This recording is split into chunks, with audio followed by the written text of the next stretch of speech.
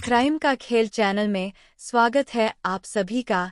कई बार जाने अनजाने रास्ते पर जब हम गुजर रहे होते हैं तो हमारे सामने कई तरह के अपराध हो जाते हैं। उन अपराधों को हम होते हुए देखते हैं मगर कुछ नहीं कर पाते, जबकि सामने वाले को एक मदद की ज़रूरत होती है और वो मदद की गुहार भी लगा रहा होता है, तब भी हम मदद नहीं कर पाते हैं। ऐसे में हमें वहाँ से जाना नहीं चाहिए, बल्कि एक इंसानियत के नाते हमें वहाँ रुकना चाहिए और रुककर ठंडे दिमाग से ये सोचना चाहिए कि हम इसकी किस तरह से मदद कर सकते हैं। हम पर भी आंच ना आए और सामने वाले की मदद भी हो जाए। ऐसे ही कुछ तकलीफ सोचनी चाहिए। खासकर प्रशासन ने, पुलिस ने और सरकार में कुछ ऐसे नंबर दिए हुए हैं।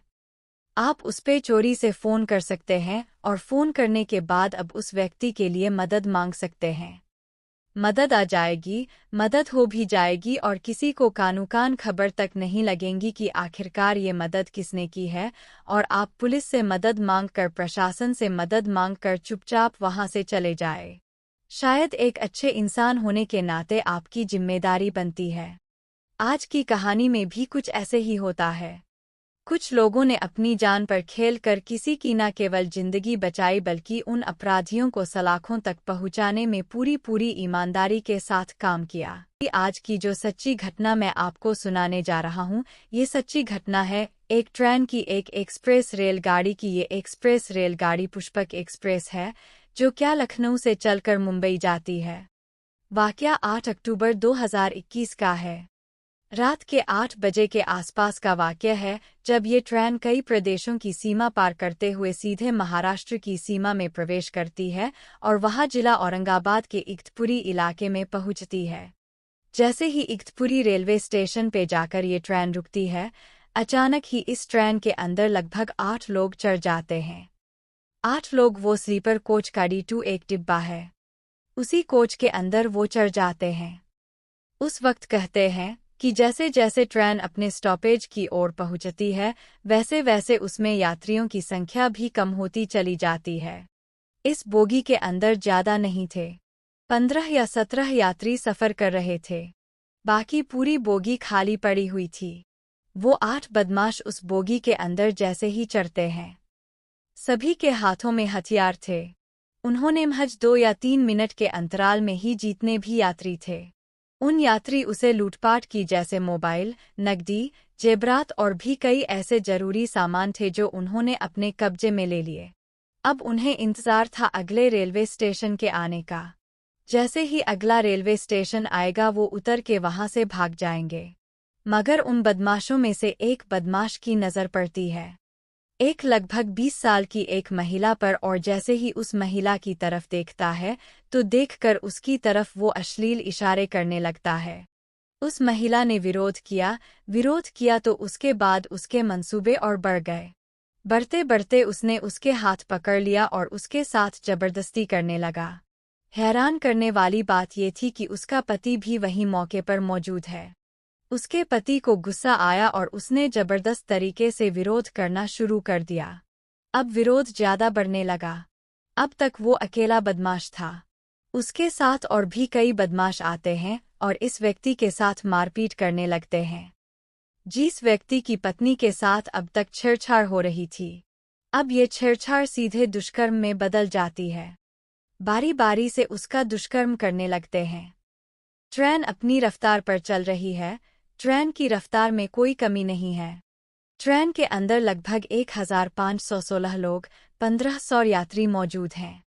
मगर सभी के सभी डरे हुए हैं, क्योंकि सभी की कनपटी पे गन पॉइंट लगा हुआ है। अब ऐसे में वो करें तो क्या करें? उनका मोबाइल भी बदमाशों ने पहले ही छीन लिया था। अब कोई ऐसा साधन नहीं है कि वो किसी से मदद मांग सके। एक दो लोगों ने हिम्मत भी जुटाई कि वो ट्रेन की चैन खींच ले, मगर चैन के पास वो बदमाश खड़े हुए थे, इसलिए उन्हें कोई मौका ही नहीं मिला। यह सफ़र चलता रहता है और उस महिला के साथ बारी बारी से बदमाश बलात्कार करते चले जाते हैं। उसका पति विरोध करता है, गिड़गिड़ाता है, हाथ पैर जोड़ता है कि मेरी पत्नी को छोड़ दो। वो रहम की भीख मांगता है, मगर बदमाशों के चेहरे पर जरा सी भी नहीं थी। जरा से भी ना पुलिस का खौफ था, ना ही ऊपर वाले का खौफ था। वो अपने काम को अंजाम दे रहे हैं। पुष्पक एक्सप्रेस अपने रफ्तार पर लगातार चल रही थी, रोजमर्रा की तरह जैसे चलती है, लेकिन न तो उसका ड्राइवर जानता था कि आज उसकी ट्रेन में कोई ऐसा हादसा हो रहा है जो शायद इतिहास बन जाएगा, और शायद ये हादसा न जाने कितने यात्रियों पर असर डाल सकता है। उसे अगर पता होता तो वो उस ट्रेन को अपनी रफ्तार कम करता, रोक देता और रोककर पुलिस की मदद भी मांग लेता, या आसपास की बोगियों के जो लोग थे उन्हें पता होता तो शायद वो मदद के लिए आ जाते। मगर किसी को इस बात की कानो कान भनक नहीं थी। अंधेरा था। रात के लगभग 8 साढ़े 8 बजे का टाइम था। ट्रेन चल रही है, लोग उसके साथ बलात्कार कर रहे हैं। यात्री चाहकर भी कुछ भी नहीं कर पा रहे हैं। लगभग 1920 किलोमीटर की जो सफ़र तय होने के बाद एक स्टेशन आता है, कसारा। रेलवे स्टेशन जैसे ही आता है, ट्रेन यहां आकर रुक जाती है, और सभी बदमाशों ने उन लोगों को गन पॉइंट पर ले रखा था और साफ साफ बोल दिया था, यदि किसी ने भी चिल्लाने की शोर मचाने की कोशिश की तो आप लोग जान से हाथ धो बैठोगे। ये 2 मिनट किसी तरह से कट जाते हैं। ट्रेन की आवाज़ लगने लगती है कि अब ये ट्रेन अपनी गति पर फिर से दौड़ने लगेंगी। मगर इसी बीच उस 1516 यात्रियों में से एक यात्री ने हिम्मत जुटाते हुए एक जीआरपी जवान की तरफ देखा। वो जवान ट्रेन की तरफ निहार रहा था, देख रहा था। और जैसे ही वो ट्रेन की तरफ देख रहा है, उसमें जोर जोर से चिल्लाना शुरू कर दिया कि बचाओ, हमें मदद की जरूरत है।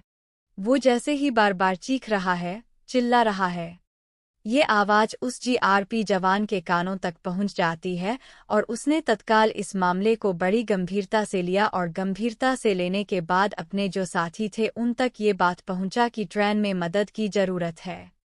मगर हैरान करने वाली बात ये थी कि जीआरपी के जवान को ये नहीं मालूम था कि मदद की जरूरत क्या है, अंदर क्या अपराध हुआ है और कैसे इसकी मदद करनी है।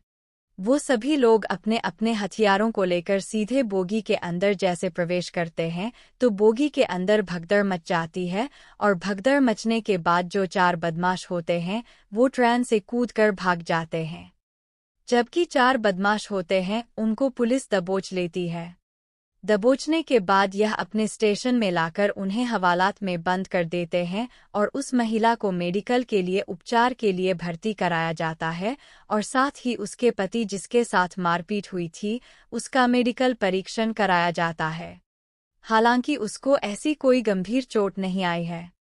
मगर उसके पति ने जब रोते रोते पुलिस के सामने ही पूरा वाकया बताया तो वाकई ये इंसानियत को शर्मसार कर देने वाली घटना थी कि एक पति के सामने उसकी पत्नी का रेप हो रहा था। 1516 आदमी चाहकर भी कुछ नहीं कर पा रहे थे, मगर ये उस एक यात्री ने जो हिम्मत जुटाते हुए अपनी जान की परवाह किए बगैर जीआरपी के जवान से जो मदद मांगी थी, वो भी अपने आप में काबिले तारीफ है। और काबिले तारीफ ये भी है कि जीआरपी के जवान ने तत्काल ही मदद वहां पहुंचाई और ट्रेन को चालू होने से शुरू होने से पहले ही उसको रुकवा लिया। अब फिलहाल 4 बदमाश पुलिस की गिरफ्त में है। बाकी 4 बदमाश जो इस घटना की शामिल थे, वो कौन है, कहाँ के हैं? उनकी गिरफ्तारी के लिए लगातार पुलिस दबिश दे रही है। इस मामले की जीआरपी साथ ही क्राइम ब्रांच की टीम संयुक्त रूप से जांच कर रही है। और केसर खालिद जिसके जीआरपी कमिश्नर हैं, वो कहते हैं कि सभी आरोपियों के विरुद्ध गंभीर धाराओं में मुकदमा दर्ज कर लिया गया है, और जो भी इस घटना के पीछे आरोपी हैं इन्होंने इस घटना को जान दिया है। किसी को भी बख्शा नहीं जाएगा।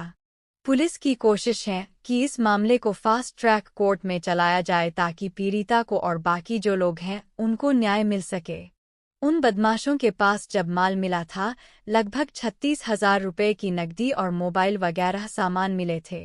बाकी के जो बदमाश थे वो अपने साथ लेके चले गए। लगभग 1 लाख रुपए से ऊपर की इसमें लूटपाट होती है। दोस्तों, बिल्कुल सही बात है। कई बार हमारी आंखों के सामने अपराध हो रहा होता है, मगर हम अपनी जान की परवाह करते हुए अपराध को रोक नहीं पाते हैं। मन तो बहुत करता है कि हम उस अपराध को रोक दें। इसी कहानी में भी ऐसे ही होता है। एक यात्री ने हिम्मत जुटाई तो है, इस अपराध को न केवल रोका बल्कि अपनी जान को भी खतरे में डाल दिया था। मगर उसकी जान जाती तो जाती, मगर कई लोगों की जान बच भी जाती और बच भी गई। जिंदगी में रिस्क लेना ही बहुत अच्छा है और रिस्क लेना चाहिए। लोगों को बचाना चाहिए। इसलिए अगर आपके सामने कभी कोई अपराध होता है तो आपको डरना नहीं है। वो सूझबूझ से समझदारी से काम लेते हुए उस अपराध को रोकने का प्रयास करना है। दोस्तों, इस वारदात को सुनाने का उद्देश्य किसी को परेशान करना नहीं है, किसी का दिल दुखाना नहीं है, बल्कि आपको सचेत करना है, आपको जागरूक करना है। आप जहां भी रहे, अपना और अपने परिवार का अच्छे से ख्याल रखें। मिलते हैं एक नई जानकारी के साथ, तब तक के लिए जय हिंद, जय भारत।